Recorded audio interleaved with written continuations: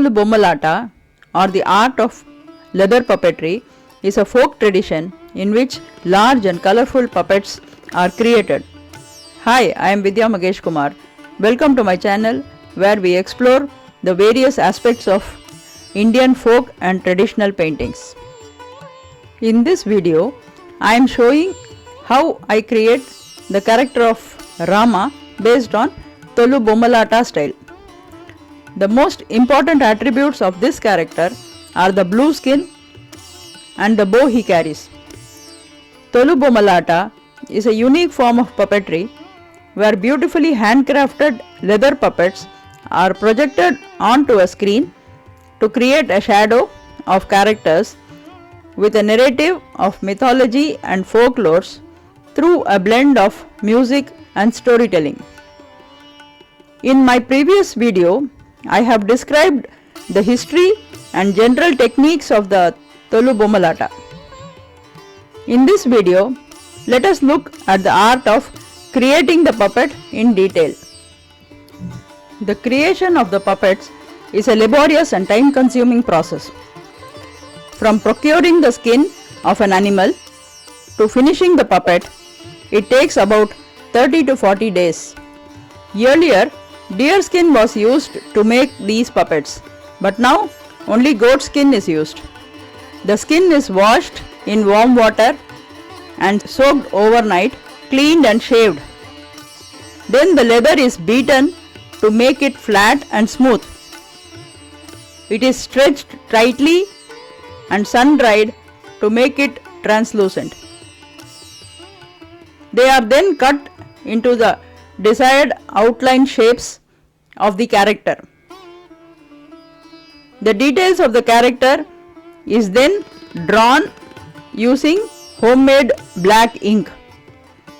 Once the ink is dry, the puppets are perforated at specific places like the ornaments and dresses which accommodate the designs of the character. The punches come in different shapes to add to the aesthetics of the design. The intricate punches help in making the puppets shine more vividly on the white screen. The coloring used to be done using natural minerals and vegetable dyes, but now the artists have a lot more options with readily available colors. Coloring is governed by the characters that is being painted. Like Rama and Krishna are painted in blue, while Hanumana is painted in red or green. Other characters are usually colored orange, yellow, etc. Demons and other negative characters are painted in darker colors. Each specific character is also identified by the typical attributes they carry. Like this figure of Rama I am now painting is identified by the bow he is carrying along with the blue skin. Similarly, Krishna will have a peacock feather on his crown and a flute he carries.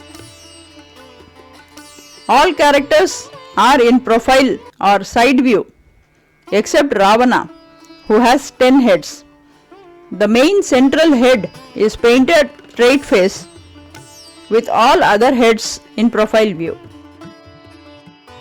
Painting is done on both sides of the leather.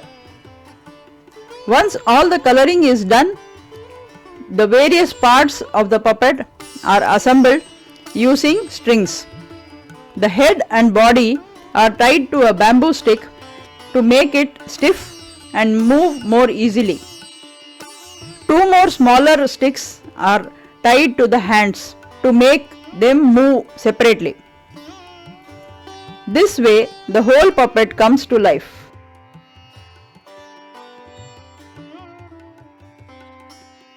The painted puppets literally become the actors in the puppet theatre.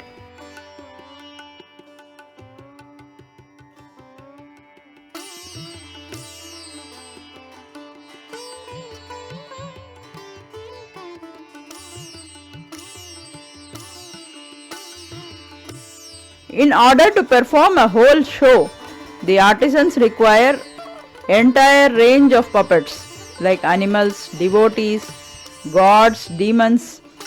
Jesters are also there to create a separate comedy track apart from the main characters. These puppets are arranged in a pile according to the sequence in which they appear on the screen. Even there are multiple puppets for the same character. For example, the Rama who is a king will have a different attire from the Rama who lives in the forest in exile. And the Rama who is at war holding the weapons will be different. The figures can also be in different sizes depending on the requirement of the scene. For example, Hanumana or Krishna can take Vishwarupa in the stories or appear like giants. So they have to be made much larger than the normal character that comes in the other parts of the story.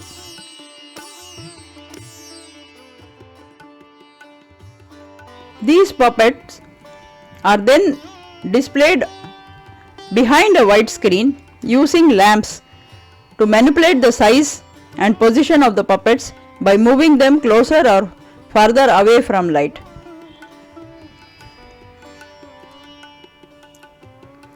The perforated leather figures allows a distinct character of the figure to be easily seen because the light will shine through the leather and it is easily identified by the audience.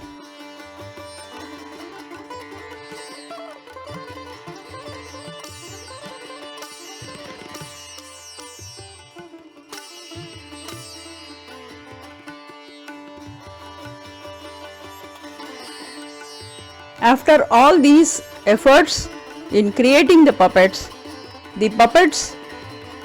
also need to be protected against damage from weather or insects.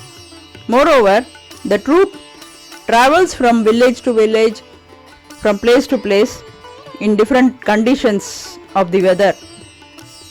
So carrying these puppets are also very important to be stored well.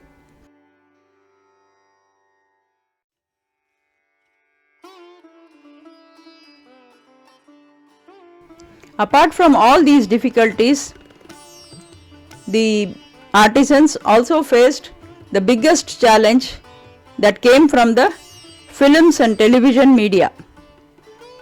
With the advent of these media, the puppet theatre literally vanished as a source of entertainment.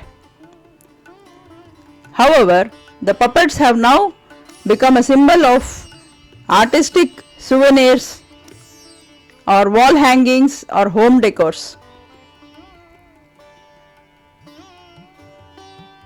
I will discuss about these in my next video.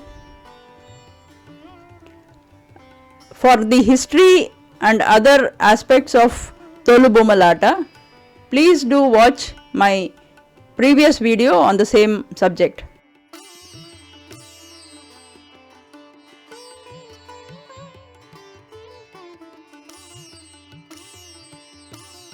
I hope you have found this video interesting and informative.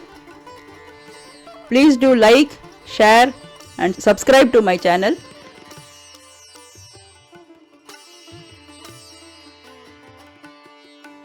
Thank you for watching.